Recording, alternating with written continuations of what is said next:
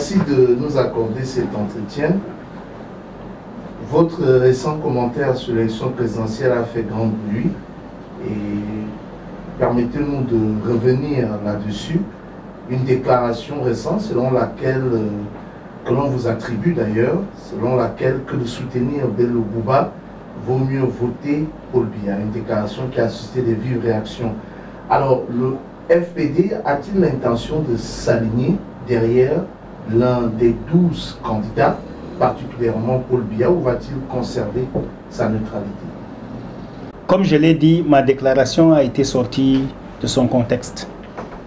Le FPD en tant que parti politique se veut plus un parti de réflexion sur ce qui concerne le développement de notre pays, comme son nom l'indique d'ailleurs.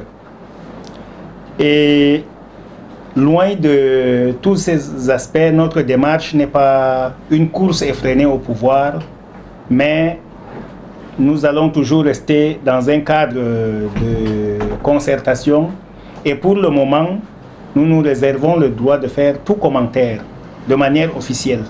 Nous avons certes déclaré en tant que personne physique sur un choix entre deux personnes, mais le FPD ne veut pas se prononcer en ce qui concerne le choix des personnes au lieu des choix des programmes politiques. Ce sont tous des candidats qui sont portés par des visions qui leur sont propres. Il est nécessaire de faire plutôt un choix sur un programme politique. Mais nous n'allons pas toujours revenir. La question a été posée sur deux profils. Et c'était par rapport à ces deux profils que le secrétaire général du FPD que je suis avait donné sa position. C'était un choix personnel. J'avais bel et bien déclaré que entre choisir M.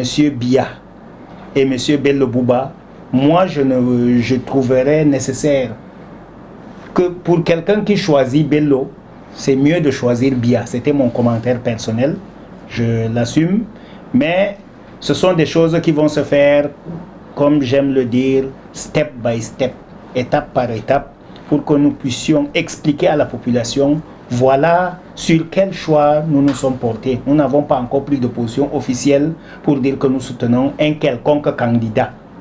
Aucun. Le FPD n'a pas encore pris de position officielle.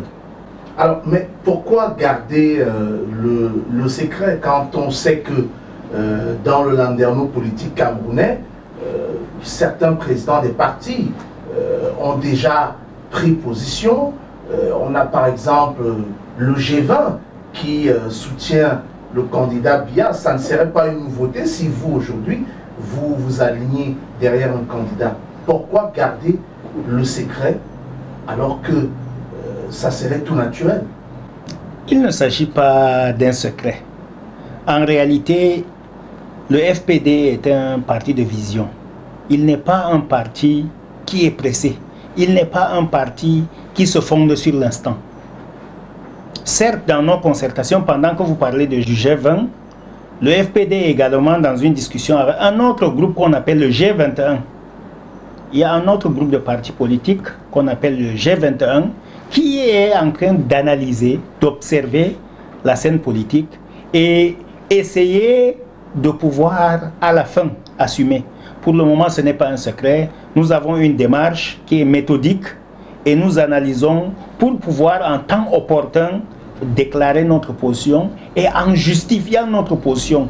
Ce n'est pas seulement le fait de venir dire en Mondovision, je soutiens le président Biya, je soutiens le candidat Bello Bouba, je soutiens le candidat Akeremouna qui ferait de nous un soutien absolu.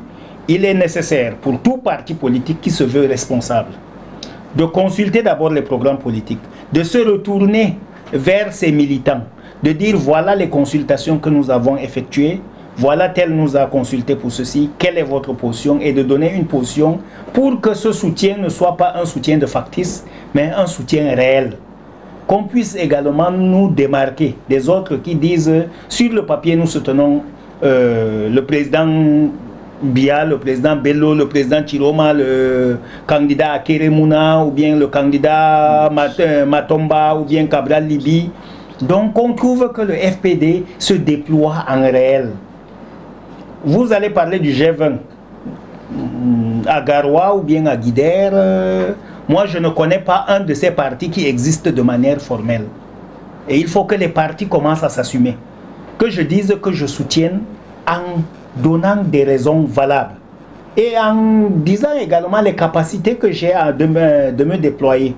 Si aujourd'hui le FPD vous dit qu'il a une capacité de se déployer à Ambam, c'est faux. Il faudrait que les partis commencent à dire la vérité à leurs citoyens. Que les partis s'ouvrent, que les partis jouent leur rôle.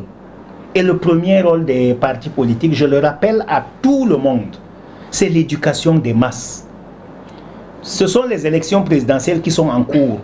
C'est le moment opportun de dire à nos militants, à nos concitoyens, que voici l'élection présidentielle.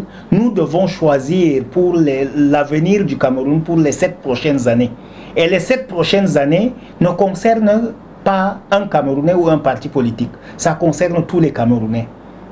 Il est de bon ton que nous analysions tous les programmes des candidats, parce que ces candidats sont d'abord en premier des Camerounais. Et nous devons suivre ce que les Camerounais proposent aux Camerounais et pouvoir accompagner une position pour que les Camerounais soient fiers des positions que le FPD ou bien tout autre parti qui sera élu à la fin de ces élections, que le FPD soit fier de cet accompagnement. Alors, vous êtes un ancien militant de l'UNDP. Que répondez-vous à vos camarades qui pensent que c'est en raison de certaines divergences avec votre ancien parti qu'aujourd'hui vous vous appuyez sur des raisons, sur des positions idéologiques pour justement montrer clairement la divergence entre le FPD et l'UNDP et peut-être avoir une préférence pour une autre formation politique? Effectivement, j'étais militant de l'UNDP et je ne veux pas peindre mon parcours au sein de l'UNDP en noir. Parce que l'UNDP m'a formé. Et pour chaque chose, il faut d'abord souligner le positif. L'UNDP m'a formé, l'UNDP m'a appris à me déployer sur le terrain, contrairement aux théories qui se marquent partout ailleurs.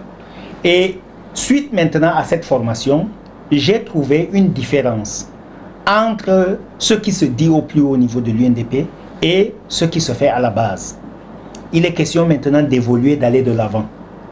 Revenir toujours pour dire voilà les défaillances de l'UNDP. Non, l'UNDP me permet maintenant de corriger ces défaillances à travers le FPD. Ces défaillances sur le plan de la décentralisation, sur le plan local, c'est des choses que je n'ai pas approuvées. Parce qu'aujourd'hui, je veux peut-être entrer dans un autre sujet. L'UNDP est plus implanté dans le septentrion. Et vous voyez que l'UNDP est devenu plus folklorique que thématique. Quel est le thème abordé pour cette campagne? Nous voyons des images. Hier, il y a eu des images d'un meeting à Ngaoundéré. Mais c'est du folklore, mes chers. Pourquoi je dis que c'est du folklore? Combien d'électeurs étaient présents à cette entrevue? Et voyez même les programmes que chaque parti politique propose. C'est des programmes de campagne folklorique. C'est comme si dans le septentrion, les gens ne peuvent pas réfléchir pour discuter sur des thématiques de développement, sur des thématiques économiques. Mais nous sommes faits pour venir seulement participer à des meetings. Et on va juste inviter des populations, on va faire la fête, on va inviter les griots, faire le farotage, on a chanté et la population est avec nous. Nous sommes un Cameroun qui vise plus loin. Et quand on vise plus loin, il faut réfléchir, se préparer, programmer, dire à nos enfants qu'est-ce qu'ils attendent de nos programmes, dire aux jeunes qu'est-ce qu'ils peuvent faire pour eux-mêmes, qu'est-ce que nous pouvons faire pour eux-mêmes, aux personnes âgées, qu'est-ce qu'on attend d'eux. Ne pas jouer sur nos émotions. Parce qu'aujourd'hui, tous ces partis qui se déploient jouent sur nos émotions. Voilà ce que moi je pense de cela. Ce n'est pas une divergence personnelle où je dois seulement peindre en noir ma relation avec l'UNDP. L'UNDP est mon maître. J'ai beaucoup appris de l'UNDP et je ne vais pas venir dire que tout ce qu'ils ont fait, c'est négatif. Alors, vous dénoncez dans vos propos, à vous entendre, l'instrumentalisation des populations du septentrion. Et justement, vous décrivez ce septentrion-là comme une zone folklorique avec des meetings folkloriques. En quoi est-ce que l'offre de votre formation politique, le FPD, sera-t-elle différente de ce qui se fait aujourd'hui? Aujourd'hui, le FPD se déploie sur le terrain, consulte les uns et les autres, demande leur avis, fait des propositions avec des projets de société formels et formalisés. De l'histoire du Septentrion, vous avez entendu qu'il y a eu une rencontre historique où des leaders politiques se sont assis pour discuter de l'avenir du Cameroun? Non. Vous avez entendu de l'histoire politique du Cameroun où les leaders se sont réunis avec la société civile? C'est comme si dans le Septentrion la société civile n'existait pas. C'est comme si les opérateurs économiques n'existaient pas. C'est comme si dans le Septentrion il n'y a pas ceux qui peuvent proposer. Le RDPC de son côté, nous avons pour les 2 dernières campagnes présidentielles, ce sont les lancements des grands meetings qui se font à Maroua. Parce que le chef de l'État va arriver, c'est la région la plus peuplée. On fait un meeting, on fait des discours, on se sépare. Aujourd'hui, nous avons vu l'arrivée du président Issa Chiroma qui, à Yaoundé, a rencontré des leaders politiques. Il a rencontré ceux de la société civile à Yaoundé, il a rencontré la presse à Yaoundé, mais quand c'est l'arrivée à Garoua, c'est pour voir les mototaximens habillés en tenue du FSNC pour l'accompagner. Le président de l'UNDP également a fait la même chose en commençant par Ngaoundéré. Mais vous êtes de la presse, vous êtes présent dans le Septentrion. Avez-vous une fois été convié par un candidat à une élection, par un candidat qui viendra vous présenter également son offre politique? Dans le Septentrion, ça n'existe pas. Vous êtes là, nous sommes là pour venir porter les t-shirts et faire les instructions de Yaoundé. Et c'est ce que je dénonce. On ne doit pas jouer sur nos mémoires. On ne doit pas considérer que nous sommes seulement le bétail électoral, mais que nous avons également des propositions. Nous avons également des demandes, des suggestions d'amélioration. Que ce soit pour le RDPC comme pour tous les autres candidats. Il faudrait qu'on prenne en compte la société civile du Septentrion, qu'on prenne en compte les acteurs politiques du Septentrion, qu'on prenne en compte tous ces petits détails, sans dire seulement que c'est un bétail électoral. Et c'est cette nouvelle donne que nous proposons. Nous ne nous croyons pas plus intelligents que tout le monde, mais quand on arrive en politique, c'est pour proposer et pour dire que les populations du Septentrion ont besoin également de savoir qu'est-ce qui se passe. Les populations du Septentrion ne sont pas là pour voter. Aujourd'hui, s'il y a eu des meetings à Garoua, s'il y a eu des meetings à Ngaoundéré, mais quel est le dispositif que tous ces partis prennent pour que les populations qui sont dans les fins fonds de nos localités soient au courant? J'ai eu les statistiques des inscriptions sur les listes électorales auprès de l'ECAM. Guidère, à lui seul, a 93 563 inscrits pour 363 bureaux de vote. Vous croyez que c'est le périmètre urbain de Guidère, en venant faire un meeting à Guidère, le périmètre urbain de Guidère a combien d'inscrits dans cela? Voilà pourquoi il est nécessaire, il est tellement nécessaire de commencer également à faire de la décentralisation effective. Et la décentralisation commence par les milieux les plus reculés. On ne construit pas une maison, je l'ai toujours dit, on ne construit pas une maison sans fondation. Peut-être que dans la partie méridionale, on sait qu'on met les pieux, on met la tôle avant de venir cloisonner avec les bambous, mais dans le Septentrion, on commence à construire les maisons par les fondations. Après, on va à l'élévation. Et ceux qui ont fait l'ingénierie ne me diront pas le contraire. À la différence, par exemple, du RDPC, c'est quand quelqu'un bénéficiera d'un décret qu'il deviendra le meilleur homme politique, et de ceux de l'UNDP qui choisissent des profils familiaux. On peut comprendre les reproches que vous formulez à l'endroit des partis politiques et plus précisément des leaders qui les incarnent, mais il se trouve que parmi les 12 candidats en liste, il y a 2 candidats qui sont originaires du Septentrion, Issa Chiroma Bakary du FSNC et Belebou Amaïgari de l'UNDP pour ne pas les nommer. Mais malgré toutes ces critiques, est-ce que vous ne pensez pas que les populations du septentrion doivent les ignorer et puis s'unir pour permettre quand même à ce qu'un candidat du septentrion puisse revenir à la magistrature suprême. Maximiser les chances du septentrion de revenir à Etoudi. Revenir à Etoudi, Etoudi est situé à Yaoundé et c'est la capitale politique du Cameroun. Donc il faudrait, quand vous avez posé dans votre question, vous avez dit revenir à Etoudi, c'est comme si nous avons été chassés d'Etoudi.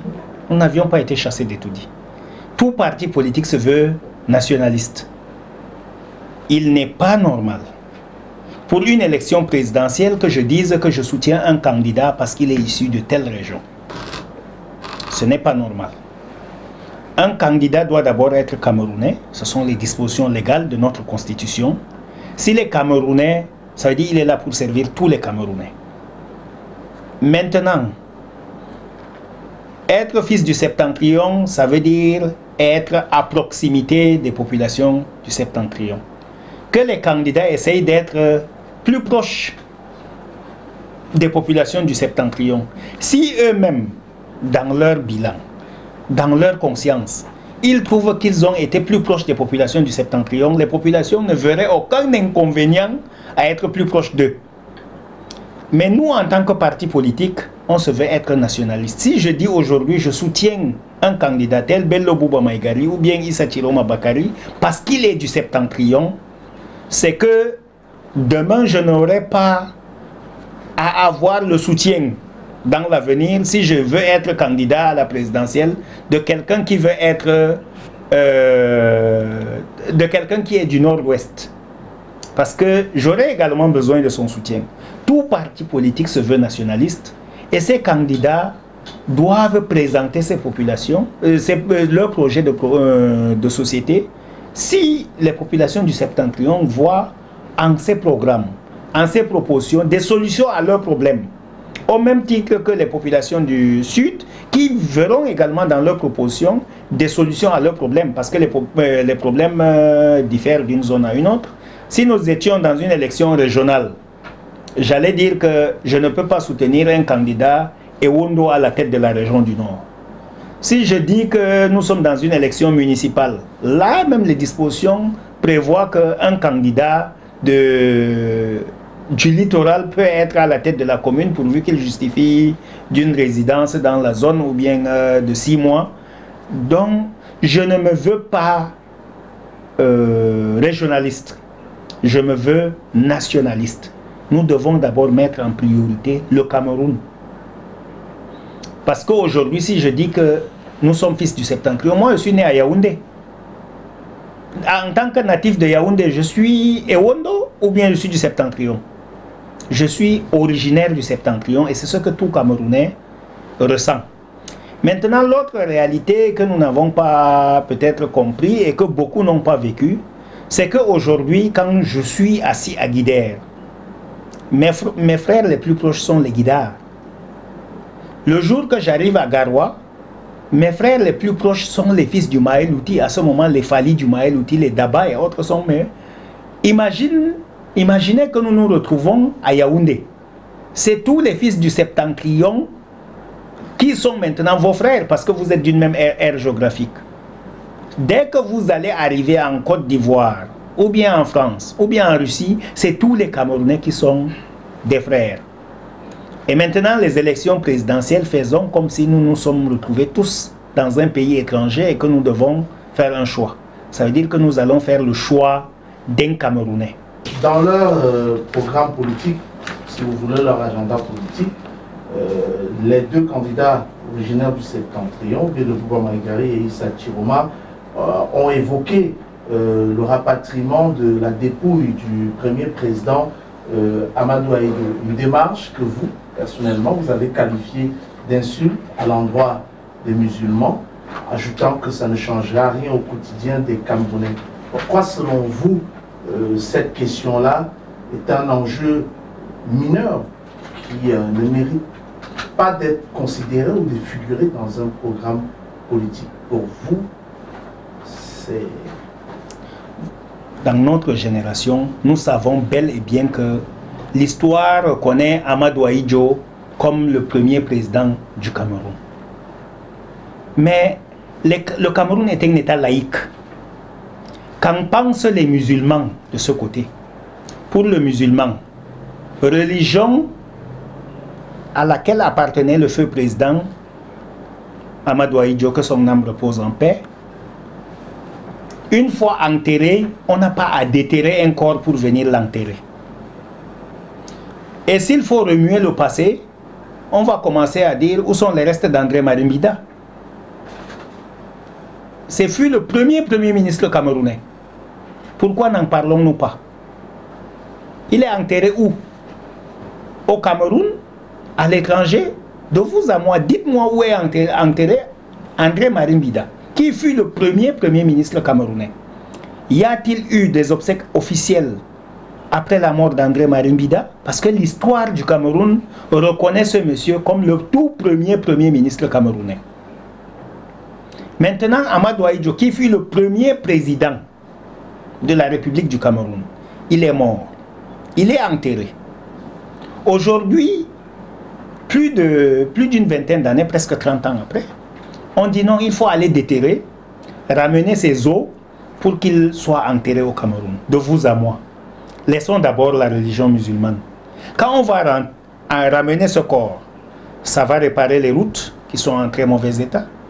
Ça va améliorer le système de santé au Cameroun. Ça va améliorer le système éducatif. Quel est l'apport de ces restes? Si on veut peut-être réécrire l'histoire, lui donner des honneurs supplémentaires, on peut dire qu'on va organiser des obsèques nationales. Et là, ce n'est pas un événement de grande envergure.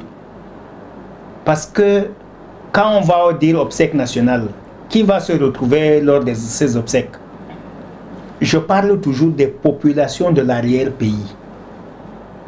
Et de cette génération qui aujourd'hui, beaucoup sont nés, sont en activité, après même la gestion d'Amadou Ahidjo. Quand on va dire obsèques officielles d'Amadou Ahidjo, on va dire que oui, on a appris, c'est le premier président, c'est ceci, c'est ceci. Oui, mais qu'est-ce que nous on connaît de Amadou Ahidjo? Qu'est-ce que nous connaissons? Soyons réalistes, soyons optimistes. Ceux qui veulent remuer le passé risquent de se tirer une balle dans les pieds. Je vais peut-être aller un peu plus loin pour dire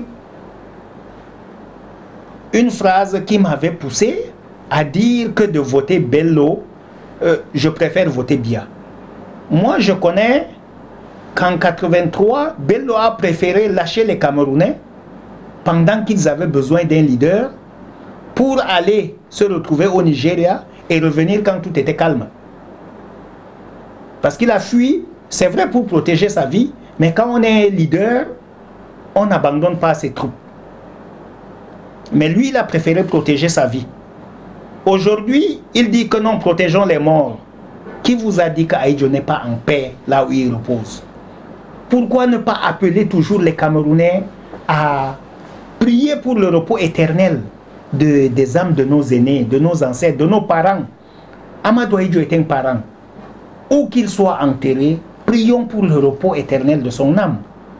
Ne cherchons pas toujours à dire je vais aller me prosterner devant sa tombe, comme si quand ils iront sur la tombe d'Amadou Ahidjo, ça va me donner qu'ils viennent juste d'abord réparer son domicile qui est à Mayo-Oulo ici à côté, qui est devenu un vestige. Parce que quand on voit ce domicile où le président, les grandes décisions ont été prises, voilà l'histoire qu'ils peuvent faire d'abord, réparer l'histoire qui se trouve au Cameroun.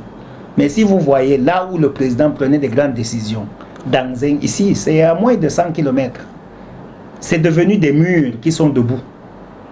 Vous n'avez pas pu restaurer cette histoire. C'est en ramenant les restes. Et je vous dis également un autre aspect. Où se trouve Amadou Ahidjo? C'est un ambassadeur itinérant. Qu'a-t-il dit? C'est le fils du premier président. Nous n'aimons pas Amadou Ahidjo plus que ses propres enfants. Amadou Ahidjo est plus proche du président Biya. Quel est le plaidoyer qu'ils avaient déjà proposé au président national en tant que militant d'un parti? Ils auraient pu faire un plaidoyer et en tant que parti allié. Parce que quand tu es allié, tu es l'ami. Et l'ami, c'est quelqu'un qui dit la vérité à son ami. s'ils n'ont pas pu dire la vérité à M. Biya, qui était leur allié il y a 5 mois, il y a 4 mois, ce n'est pas maintenant qu'ils diront qu'ils viendront corriger ces erreurs alors qu'ils n'avaient jamais mis cela dans leur plaidoyer. Sauf si ce plaidoyer se faisait dans des cercles noirs où nous, les populations, où nous, les militants, n'étaient pas au courant. En tout cas, nous n'en savons rien.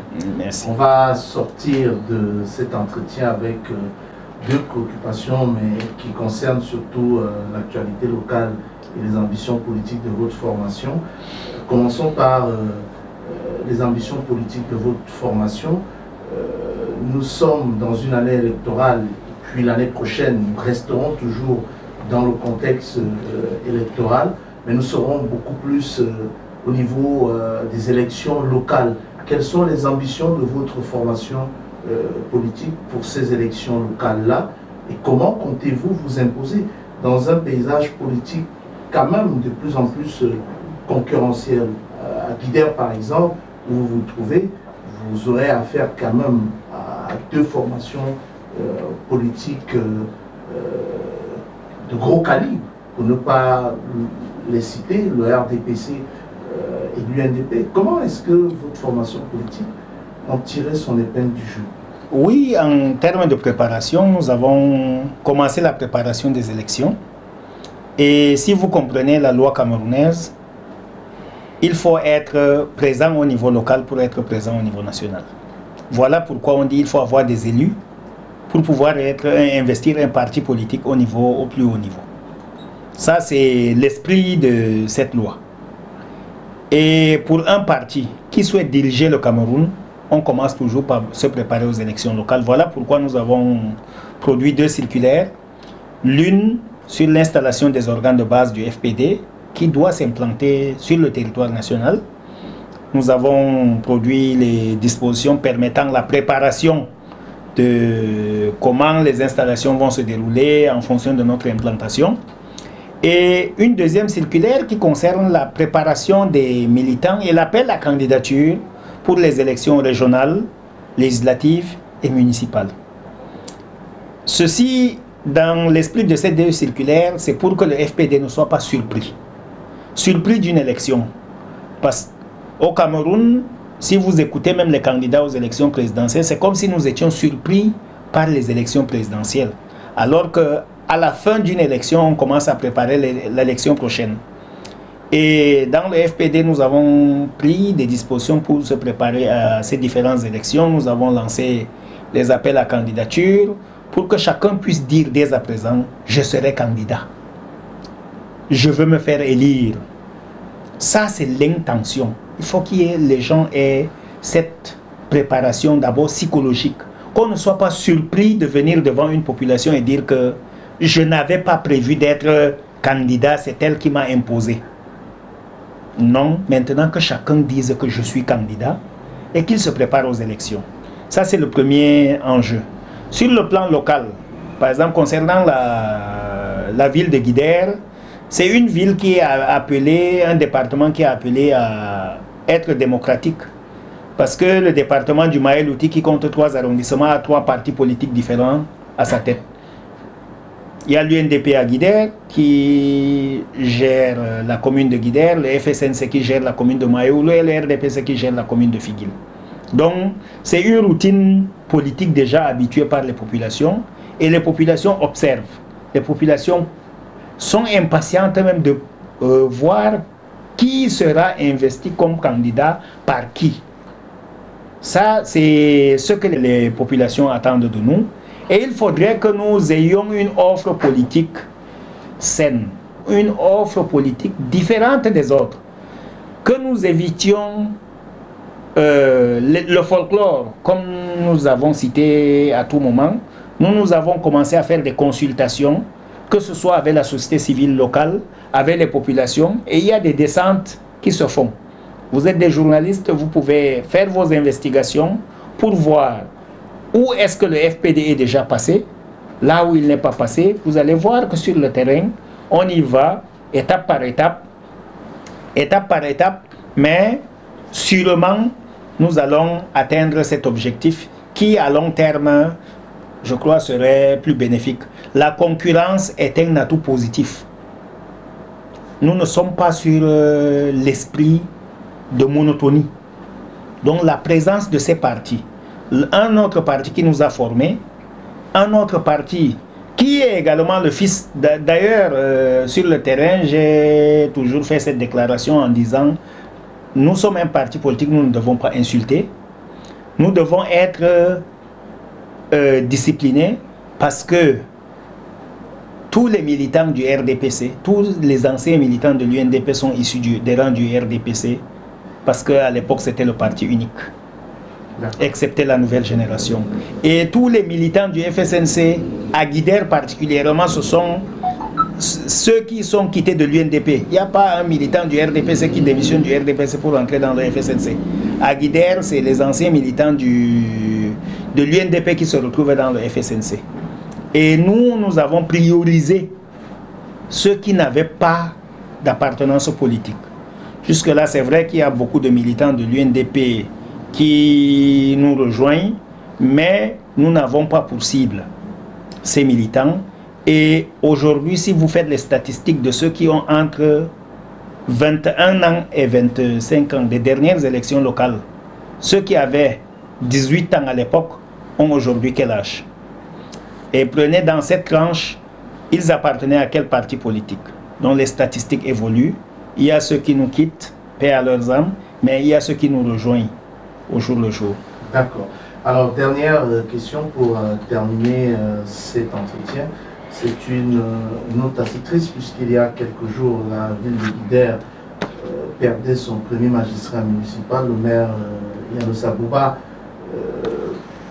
votre ancien camarade lorsque vous étiez encore à l'UNDP, mais on sait aussi que vos rapports n'étaient pas des plus cordiaux. Comment est-ce que vous avez accueilli cette nouvelle? Loin de toute velléité politique, le maire Younoussa Bouba était un humain. Et à chaque fois qu'on perd un être humain, c'est une grosse perte pour la localité parce que c'était un chef de famille. Ce que vous ne savez pas, c'est que Younoussa Bouba était le père de mes neveux. Tous ses enfants sont mes neveux. Donc c'est un père de famille. C'est une famille qui vient de perdre, des enfants qui viennent de perdre leur papa. À cela, nous devons toujours, à chaque fois qu'il y a la mort, nous incliner devant la mémoire de celui qui nous quitte. Et loin de ces velléités politiques, également, il faudrait reconnaître que dans toute relation, quels qu'en soient vos conflits, il y a eu des bons moments. Nous ne devons pas toujours nous attarder sur des moments tristes. Et je l'ai toujours dit, malgré le caractère bien trempé du maire Younoussa Bouba, un mois avant sa mort, peut-être beaucoup le découvriront dans cet entretien, Younoussa Bouba a pris la peine de me chercher pour qu'on se demande pardon en tant qu'être humain. Ça a été fait. J'ai dit c'est un geste d'une grandeur d'âme. Nous avions eu des problèmes au niveau des tribunaux. Vous pouvez vérifier, un mois avant sa mort, Younoussa a envoyé des correspondances pour demander que tout s'arrête. C'est vrai que je n'ai pas répondu de manière officielle à ces demandes, mais il a cherché à ce qu'on se rencontre physiquement. Et on l'a fait.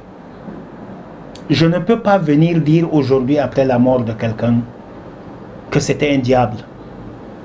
Donc vous voyez, quand quelqu'un cherche toujours à discuter jusqu'à la fin de ses jours, aujourd'hui sa disparition ne peut qu'être un événement douloureux pour tout homme. Je ne suis pas partisan de ceux qui croient en la perte d'un homme comme étant un débarras. Quel qu'en soit son caractère, quel qu'en soit ce qu'il y avait entre vous, la mort c'est la mort. Et elle peut frapper à toutes les portes. Nous n'aurons jamais souhaité que cela arrive. En démocratie, j'aurais souhaité, si c'est mon adversaire politique, qu'on aille aux élections, je le gagne et puis je lui serre la main pour dire qu'aujourd'hui j'ai gagné. Mais il y avait également des propositions que tu avais qui sont pertinentes et qu'on recommence à travailler ensemble. Voilà l'esprit démocratique. Ce n'est pas l'esprit qu'on inclut dans la tête de beaucoup de nos frères, que quand nous sommes en politique, dès que tu es mon adversaire, je vais te tuer. Dès que tu es mon adversaire, je vais t'éliminer. Il faut qu'on éloigne ces esprits de nous, qu'on éduque nos populations sur l'esprit démocratique réel, sur les propositions d'idées, pas de conflit de personnes. Voilà, c'est également une leçon pour nos populations. Parce que si je n'avais pas déclaré qu'il y a eu cette rencontre, beaucoup verront en moi quelqu'un qui est content après la disparition de quelqu'un d'autre. Je ne peux être content de la mort de Younouss Abouba. Que son âme repose en paix. C'est quelqu'un qui a également eu beaucoup de choses de positif. On peut critiquer la gestion de tout être humain parce que l'humain n'est pas parfait. Il y a des critiques qu'on peut apporter, mais on ne le critique pas étant mort. Parce que les critiques, en réalité, c'est pour réparer. Les critiques, c'est pour améliorer. Les critiques, c'est pour construire. Et pour qu'on évite un effondrement. Mais si ces critiques sont interprétées autrement, est-ce qu'on le critiquera en tant que mort? Non. Parce que tout ce qu'on va apporter comme critique, lui ne changera rien. Mais s'il était vivant, j'allais continuer à dénoncer, à critiquer les actions qui ne sont pas bonnes. Mais je devais également apprécier les bonnes actions. Parce qu'il ne faut pas être, quand nous sommes dans une opposition, de ceux qui viennent seulement dire, peindre tout en noir. Aujourd'hui, nous avons des Camerounais qui disent, quand nous serons au pouvoir, nous allons. Parce que tout est mauvais, les routes sont mauvaises, les ceci, les ceci. Mais nous tous, nous envoyons nos enfants à l'école. Malgré les difficultés, les enfants vont à l'école. Même s'il n'y a pas les salles de classe, les enfants vont quand même à l'école. Nous allons toujours dire qu'on va améliorer. Aujourd'hui, si on dénonce que les enseignants sont mauvais, est-ce que si je prends le pouvoir, je vais déjà effacer tous les enseignants? Si je dis que les sous-préfets sont dangereux, est-ce que si je suis au pouvoir, je vais venir dire que je supprime la préfectorale à l'immédiat? Même la loi, j'aurais besoin de beaucoup de temps pour l'améliorer. Et nous devons faire les choses de manière progressive. Parce que tout ce que nous faisons, c'est pour les Camerounais. Et ce sont les Camerounais qui nous observent. Et nous-mêmes, nous sommes d'abord Camerounais. Merci beaucoup, M. Saliou Karimoun, et bon vent au FPI. Je vous remercie.